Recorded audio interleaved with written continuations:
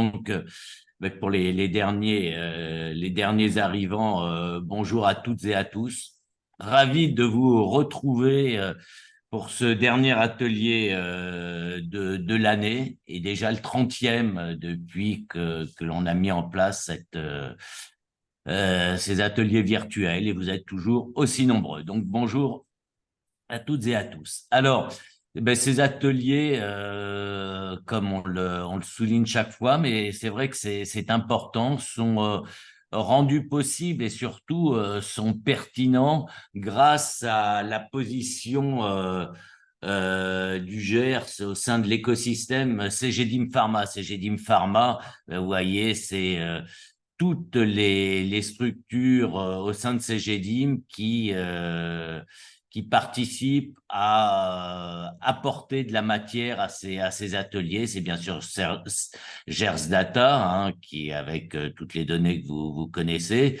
C'est également SciPharma pour tout ce qui est référencement d'officine, PharmaML pour tout ce qui est, entre autres, permet de lutter contre les ruptures de stock, Maya pour les prises de rendez-vous, Smart 360 pour les logiciels pharma, CMedia et Futura Media pour la visibilité en officine, et enfin la banque Claude Bernard avec un référentiel de plus de 500 000 références. Donc, grâce à tout cela, on a une qualité d'information qui nous permettent d'animer ces ateliers. Et David, sans plus attendre, je te laisse la parole parce que tu as des choses extrêmement intéressantes à nous présenter pour ces ateliers.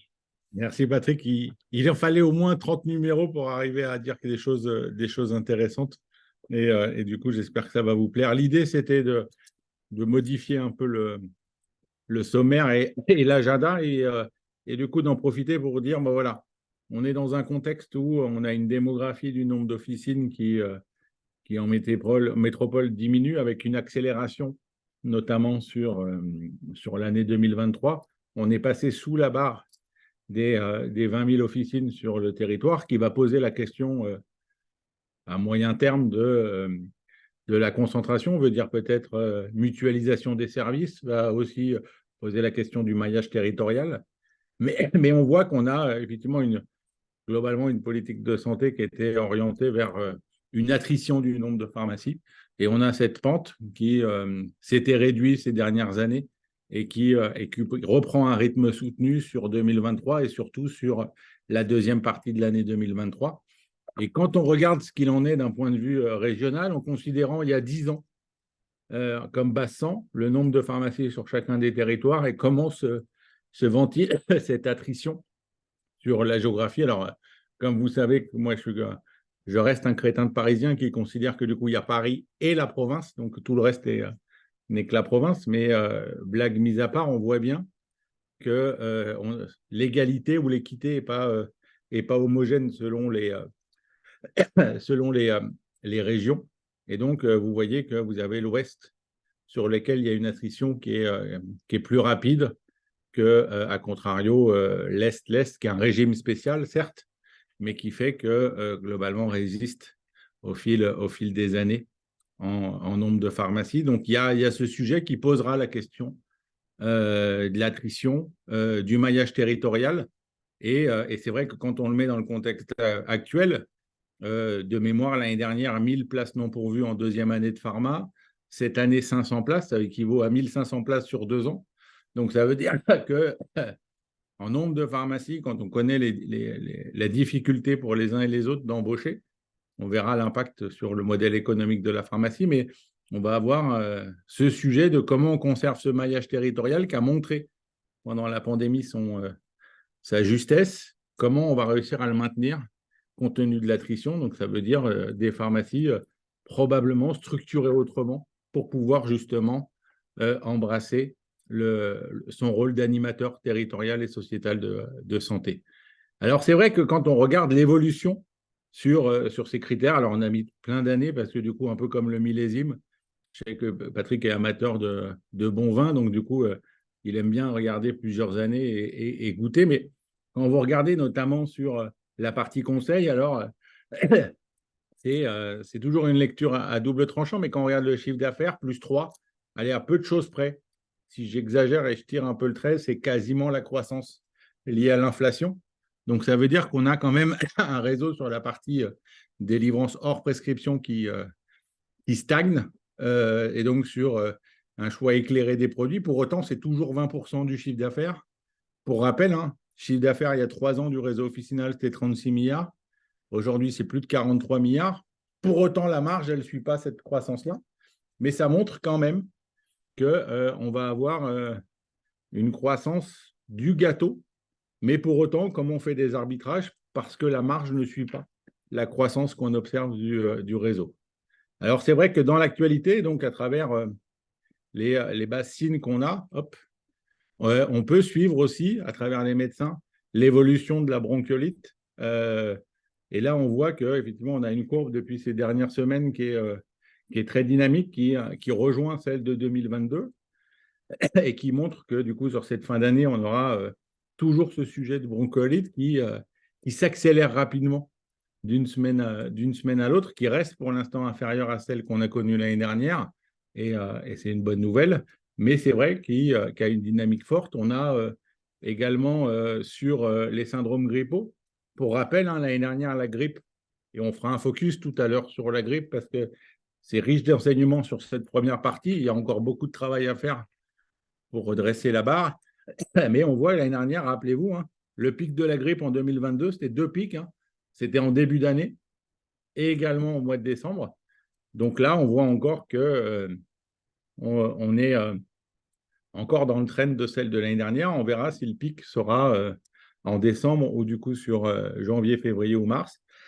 Mais c'est vrai que ça pose la question, on verra tout à l'heure, de la vaccination. Quand on voit l'état de la vaccination, qu'on verra l'état de la vaccination tout à l'heure, ben, j'ai envie de vous dire, le pic de la grippe peut prendre encore un peu de temps parce qu'on est vraiment en retard sur la vaccination et notamment des profils de plus de 65 ans.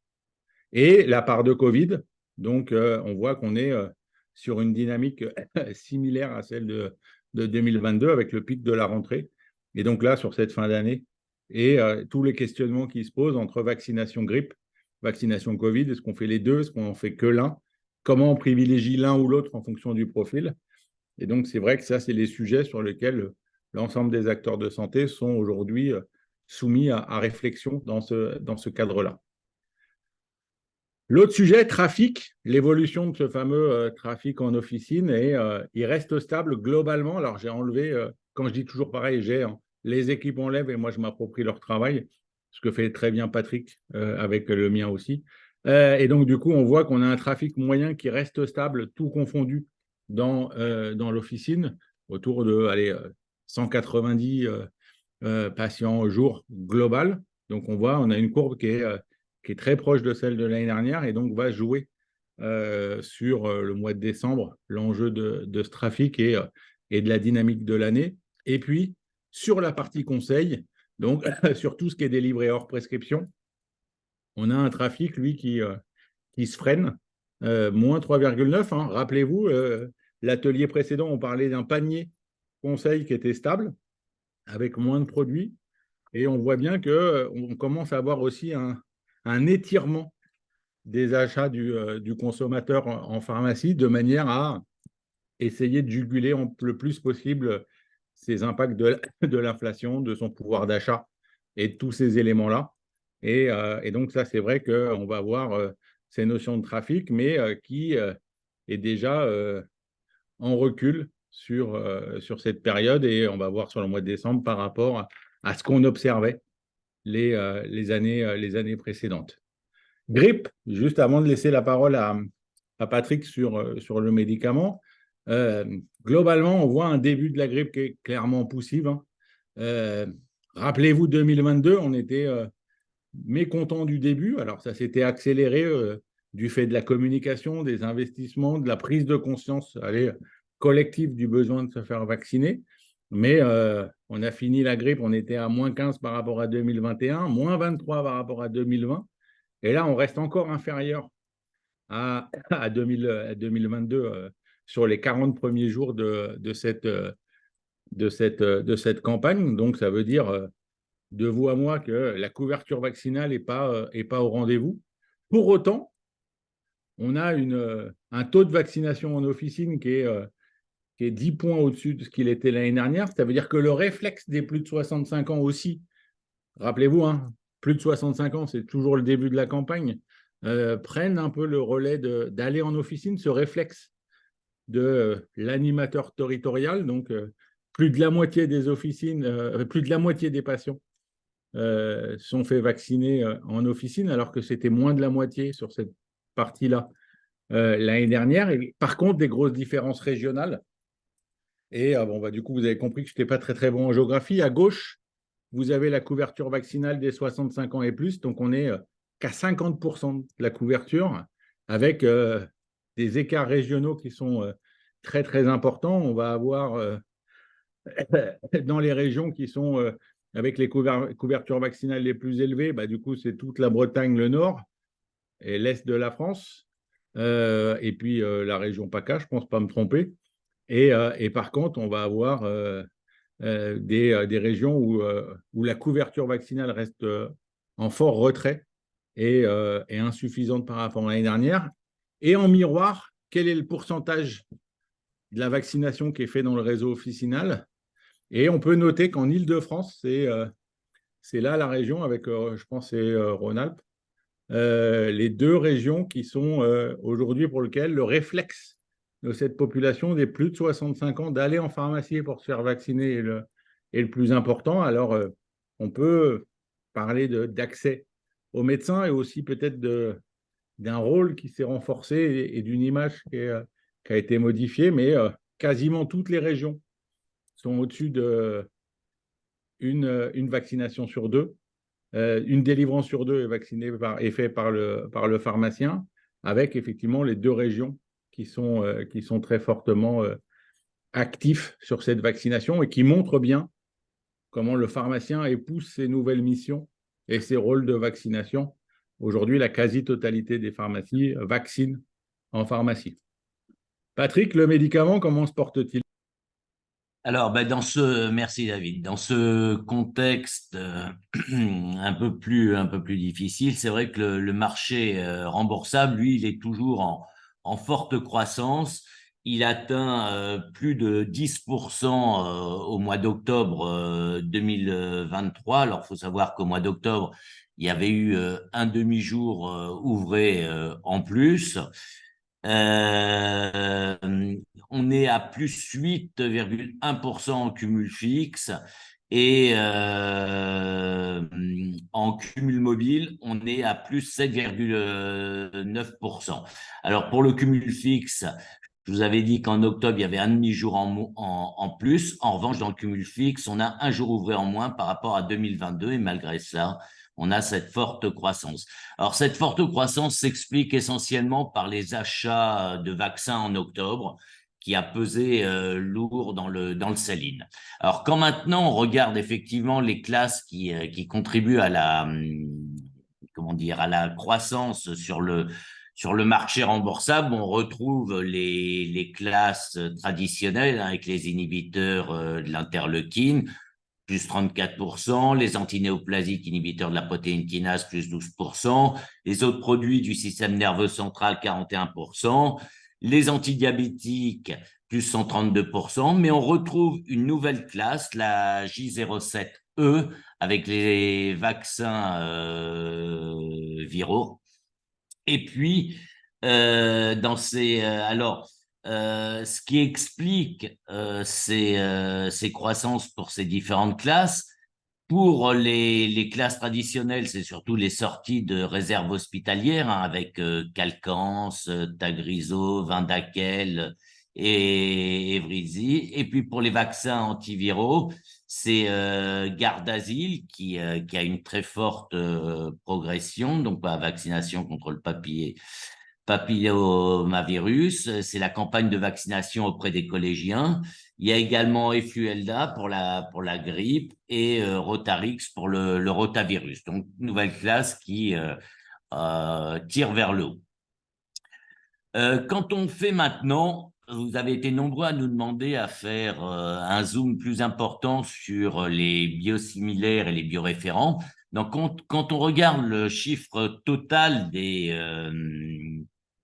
médicaments biologiques, pour cette analyse, en fait, on a ciblé les médicaments biologiques dispensés à l'officine et on a intégré tous les produits qui sont listés sur la plateforme Biomed Info, c'est-à-dire c'est plus de 70 molécules. Alors aujourd'hui, on a 13 d'entre elles qui ont des biosimilaires qui sont commercialisés en ville. La définition du médicament biologique selon l'ANSM, c'est les médicaments biologiques ou biomédicaments sont obtenus par un procédé biotechnologique qui implique une source biologique, soit des protéines, soit des cellules.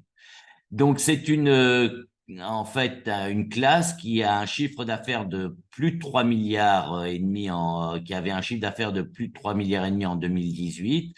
Et aujourd'hui, elle représente plus de 5 milliards d'euros de chiffre d'affaires avec une forte croissance en 2021 et en 2022. C'était 13-14% de croissance. Et en 2023, on continue à avoir une belle croissance avec plus 8,4%. Alors, quand on regarde maintenant le poids des familles de médicaments biologiques, on voit qu'il y a une famille qui domine largement tous ces types de médicaments. Ce sont les anticorps monoclonaux et les protéines de fusion qui représentent près de 3/4 des volumes.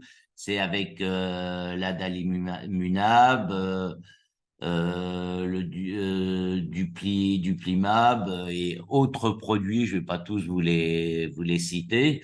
Ensuite, on a les insulines avec 9%, les EPO à 5% et les facteurs de croissance à 5%. Donc, quand on regarde maintenant le chiffre d'affaires, c'est la slide suivante, le chiffre d'affaires donc des médicaments biologiques en général, on a donc les trois catégories, c'est-à-dire que vous avez les bioréférents tout en bas. On a donc dans le premier groupe de biosimilaires. On a pour ensuite les biosimilaires et après les autres biomédicaments, c'est ceux qui n'ont pas encore de biosimilaires. Et quand on regarde comment dire, on observe une décroissance du marché en 2022 et qui était de moins 1%. Il est de moins 3% en 2023 pour les biosimilaires et les bioréférents. En revanche, les autres médicaments, donc eux, ils représentent ils ont une augmentation qui est importante de 15%. Et on voit que ce sont les biosimilaires qui, eux, avec plus 13%, tirent aussi largement la croissance. Alors, quand on regarde ensuite les différents groupes du marché des bioréférents et des biosimilaires, vous avez trois produits qui représentent plus de 50% du marché. C'est l'adalimumab, le ranibizumab et l'étanercept. Donc, AE3, bon, les deux premiers, les bioréférents sont Humira et Lucentis avec leurs biosimilaires, donc qui représentent plus de 46%, les deux. Et ensuite, Enbrel, qui représente presque 8% avec ses biosimilaires, donc du marché. Et ensuite, vous avez tous les autres produits avec les insulines et autres qui complètent ce tableau. Quand on regarde le taux de pénétration des biosimilaires, comme on l'avait déjà souligné lors des précédents ateliers, on constate une hausse du taux de pénétration des biosimilaires de l'ordre de 3 points par an et on a un taux qui varie d'un mois sur l'autre, mais qui est systématiquement supérieur au taux de 2022. Et en octobre 2023, ce taux atteint 32,4%, qui est la moyenne également de l'année. Quand on regarde maintenant comment dire, le taux de pénétration des différents biosimilaires, ben on voit de grandes variations. C'est les taux de pénétration depuis 2018 avec un calcul qui est fait sur la base des unités, et on a des groupes qui sont classés du plus fort taux de pénétration au plus faible. Donc, on a une très grande disparité entre les groupes, hein. Vous voyez, avec des courbes de progression qui sont variables, de 17 à 93% pour les groupes existants depuis plus de 5 ans, et moins de 5% pour l'insuline aspartate, qui, elle, a été créée il y a 2 ans, et 0,9% pour le ranibizumab, qui, lui, a été créé il y a 6 mois. Alors, un point important, la loi de finances 2020 pour 2022 avait ouvert la possibilité de substitution à l'officine, mais un arrêté qui a été publié en avril 2022 a restreint à seulement 2 groupes biosimilaires cette possibilité de substitution, mais c'était des groupes qui avaient déjà des taux très élevés. C'était des facteurs de croissance hématopoïétique, le filgrastim et le pegfilgrastim, qui sont premiers et troisièmes du classement, et ce qui était déjà le cas en 2021. Le texte pour 2024, qui est définitivement adopté par le Parlement, il a été adopté hier, prévoit l'inscription automatique des médicaments biosimilaires sur la liste des biosimilaires substituables par les pharmaciens d'officine 2 ans après leur commercialisation, sauf avis contraire de l'ANSM. Donc, il y aura cette évolution. Alors maintenant, si on fait un zoom sur les ruptures, alors sur le front des ruptures, on voit une légère accalmie avec, il y a eu une baisse aux alentours des semaines 33, 34, une stabilité, un pic en semaine 45, mais on est revenu à ce niveau. Donc, on va dire une certaine stabilité avec une petite tendance légèrement à la baisse au niveau des ruptures. Alors, en ce qui concerne maintenant les pathologies aiguës et les pathologies chroniques,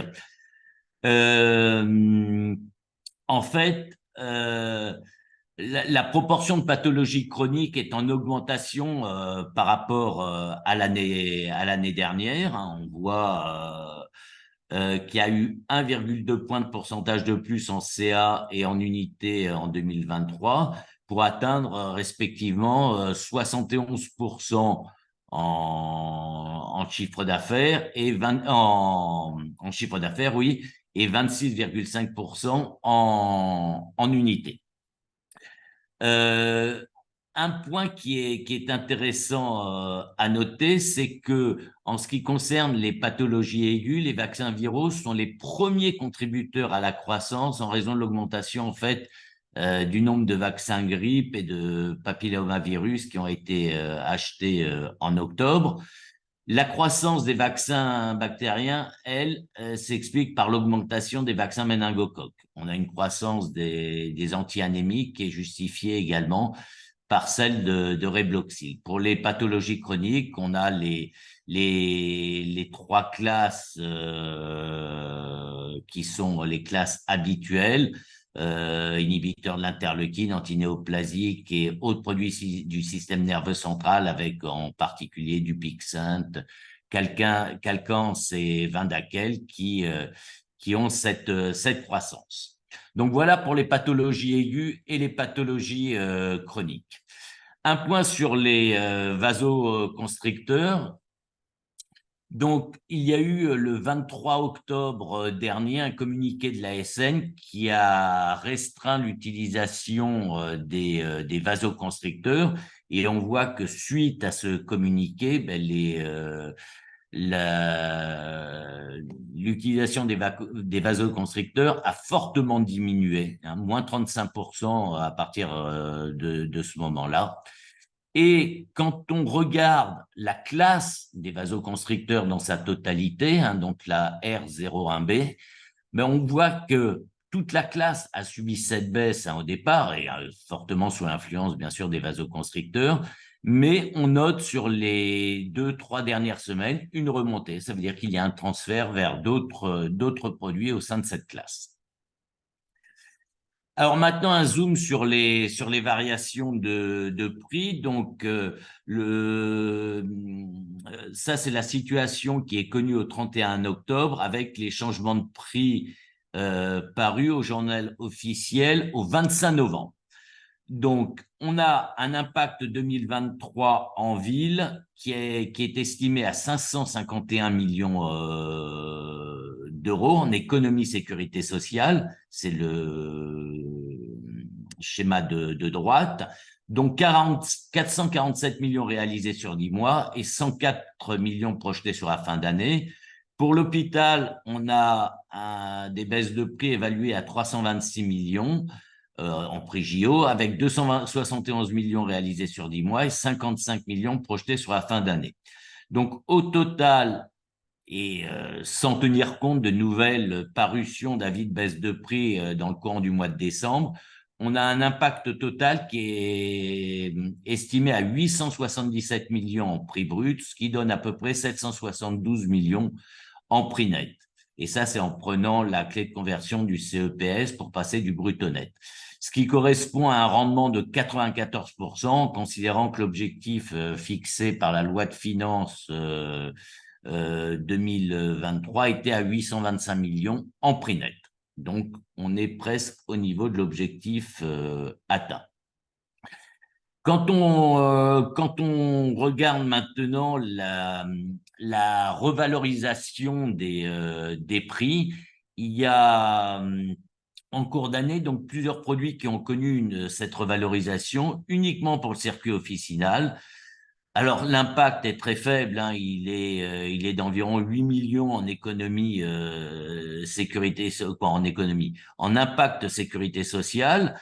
Vous avez ici, dans ce tableau du top 5 des classes impactées, qui en fait concentre 80% des revalorisations. La première classe, c'est la A02, les antiacides. C'est des produits qui ont été revalorisés avec une hausse moyenne de 55% de leur PFHT. À deuxième place, on a certains antibiotiques, c'est le cas notamment de l'amoxicilline, puisque le CEPS a proposé des hausses de prix temporaires de 10% sur certaines présentations en échange du respect par les industriels de leurs obligations de stock et la garantie de certains niveaux d'approvisionnement entre le mois de novembre et le mois de mai. Donc, pour lutter contre les ruptures d'approvisionnement. On retrouve aussi les antinéoplasiques avec plus 23% sur leur PFHD pour les spécialités visées, les solutés de perfusion et les antiseptiques et désinfectants qui ont connu également des hausses de prix. Donc, voilà. David, je te laisse la parole pour le point sur tout ce qui est conseil.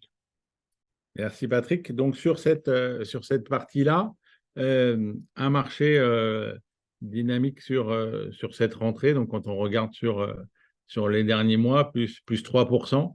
À avoir en tête que ça intègre aussi l'inflation. Alors l'inflation, rappelez-vous, sur cette période-là, sur cette catégorie-là, elle est à plus 2.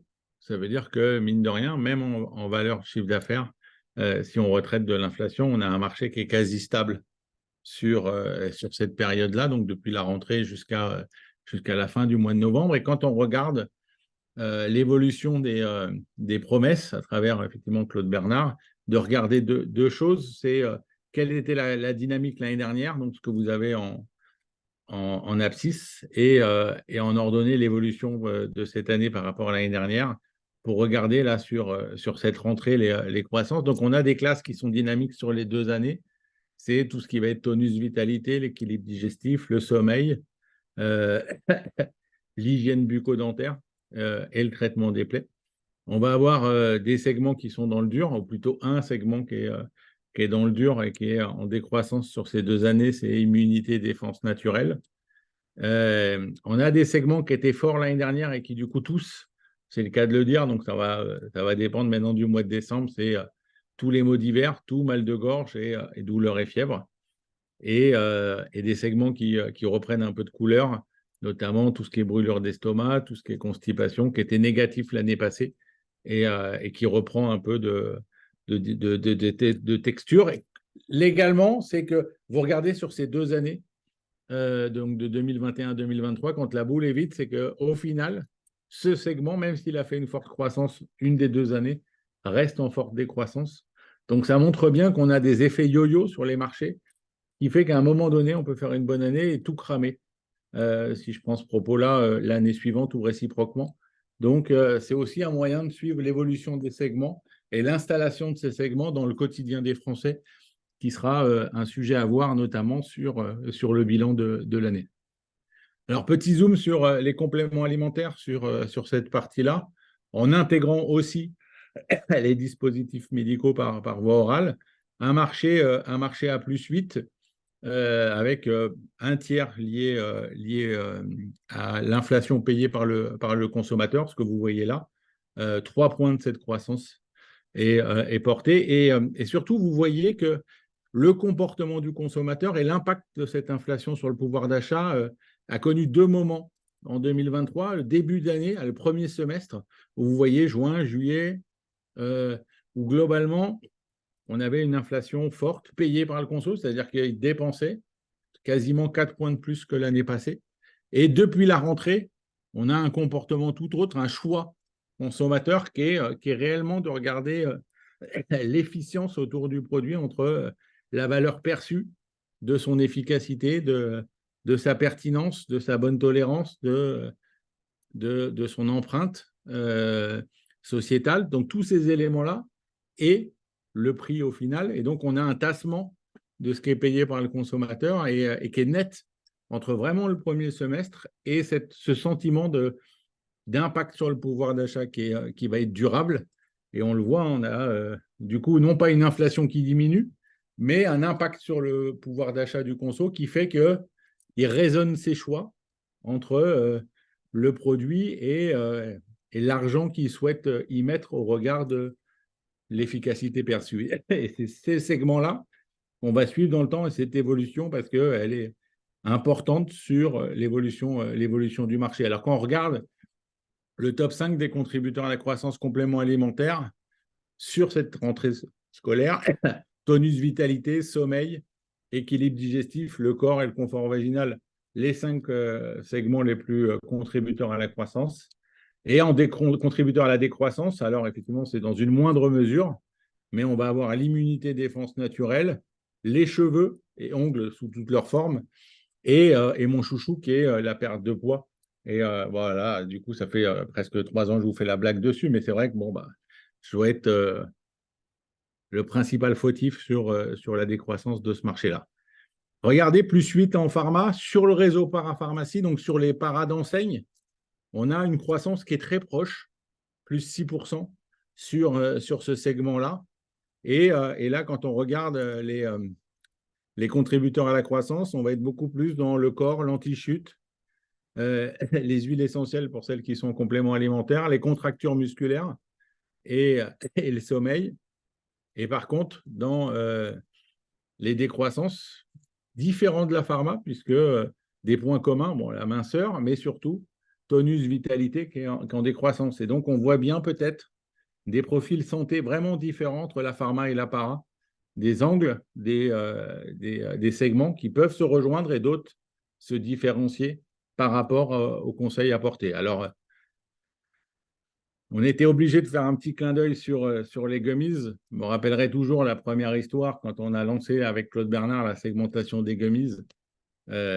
C'était un moment lors d'un dîner, donc ces petites gommes à mâcher, c'est bonbons. Donc un segment qui est dynamique, plus 18% sur cette rentrée, qui pèse 10% en para et plus de 90% sur le réseau pharmacie, avec beaucoup, beaucoup plus d'acteurs qui se lancent.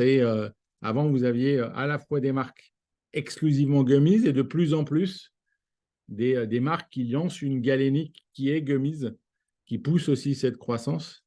Donc, on va avoir le sommeil, on va avoir le tonus qui sont les deux premières, les mal de gorge et l'anti-chute pour les quatre premières. On a déjà des promesses qui toussent, si vous me permettez le propos, sur cette période-là. L'immunité, surtout les cheveux et le trouble de l'humeur. Et donc, on voit arriver aussi d'autres galéniques. C'est la perte de poids, pour le petit clin d'œil. Moi, je rêve de manger des bonbons toute la journée et de maigrir.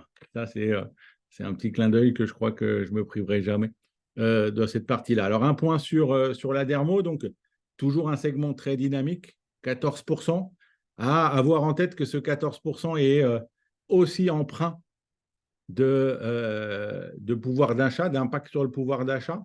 Et comme on l'avait vu sur les compléments alimentaires, on peut le voir, je pense, de manière plus forte sur ce marché de la dermo, quand on regarde l'impact de l'inflation pouvoir d'achat sur premier semestre, et notamment deuxième trimestre. On est à 6 points payés par le consommateur par rapport à l'année passée. Donc, il comprend toute la chaîne qui fait que du coup, on a ces évolutions-là et un resserrement depuis septembre qui fait que le conso, comme on l'évoquait tout à l'heure, va de plus en plus vouloir rationaliser, de plus en plus se dire, voilà, est-ce que le différentiel de prix est justifié?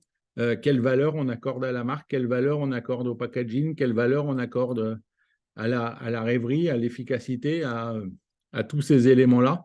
Et on voit bien qu'on a ce resserrement et ce critère de choix dans la pharmacie qui est, voilà, qu'est-ce que je privilégie au regard de mon besoin? C'est que ça soit efficace, bien toléré, simple à prendre, une empreinte éco-responsable et effectivement le tout avec un prix qui permet aussi une marge au réseau officinal. Donc, c'est quasiment la chaise avec 5 pieds de manière à ce qu'elle soit le plus stable possible. La parapharmacie, donc sur cette dynamique-là, forte croissance aussi sur ce deuxième semestre de l'année. Donc là, on le voit en miroir de la pharmacie et donc de pouvoir suivre ça. Et donc, Patrick, pour terminer sur l'hôpital. Merci David. Alors effectivement, ben, le marché hospitalier, lui, il continue sa forte progression, hein. Le marché global est à plus 9% en cumul fixe depuis le début de l'année par rapport à 2022. Mais cette croissance du marché hospitalier, en fait, elle est fortement liée à la croissance du marché hospitalier régulé, c'est-à-dire les produits de rétrocession, de la liste en sus et l'accès dérogatoire. Et on voit que ces trois catégories de produits ont une évolution de plus 14,2% depuis le début de l'année. Quand on fait un focus justement sur ces produits en accès dérogatoire, slide suivante, on voit que en cumul fixe depuis au mois de septembre 2023, donc sur les 9 premiers mois de l'année, on a une croissance de 57% pour ces médicaments en accès dérogatoire. La croissance est de 32% quand on compare le T3 2023 au T3 2022. Mais ce qu'on peut vraiment constater, c'est que la réforme qui avait eu lieu lors du T2 2021 a vraiment boosté tous ces produits en accès dérogatoire. Alors, voyons maintenant quelles sont les classes qui contribuent un peu à cette croissance. Ben, on retrouve, c'est la slide suivante, dans les 5 premières classes qui contribuent à la croissance, elles pèsent pour presque 62 millions d'euros en prix tarif. On retrouve la L01G avec plus de 683 millions d'euros de chiffre d'affaires, plus 18% de croissance. Là, ce sont des produits comme Keytruda, Darzalex, donc qui ont bénéficié, ces produits d'immunothérapie qui ont bénéficié d'extension d'indication. Ensuite, on trouve la L01X, les autres antinéoplasiques, 495 millions d'euros de chiffre, non, oui, 495 millions d'euros de chiffre d'affaires, une croissance de 656 millions, soit plus 46%. Et là, c'est produits comme Yescarta ou Trodelvy, des produits d'immunothérapie. Les pénicillines à spectre large progressent également de 67 millions d'euros de chiffre d'affaires, donc presque 100% de croissance. Les immunoglobulines, 67 millions de croissance, 14%, et 42% pour les autres produits du système nerveux central. Quand on regarde le top 5 des contributeurs à la décroissance, eux, ils ne pèsent que pour moins 24,7 millions. Et on retrouve surtout les antinéoplasiques lidomides qui eux, ont eu une perte de brevet, c'est le Revlimid. Pour les héparines, ce sont des baisses de volume. Pour les antinéoplasiques inhibiteurs de la protéine kinase, c'est surtout des sorties de réserve hospitalière. Pour les produits de la coagulation sanguine, on a des baisses de prix sur certains produits de la classe. Et pour les antinéoplasiques de la L01B, ce sont surtout des sorties de réserve hospitalière qui expliquent ces baisses. Donc voilà pour la situation à l'hôpital, donc un marché en forte progression. On en a fini avec ce 30e atelier. Merci à toutes et à tous pour votre assiduité, votre présence. On a été ravis avec David de vous accueillir. Merci aux équipes du GERS qui ont travaillé derrière pour que David et moi, on puisse vous présenter tous ces chiffres, et on espère que nous continuerons et nous continuerons surtout à répondre à toutes vos questions que vous pourrez avoir dans le futur. Merci et très bonne journée à vous tous.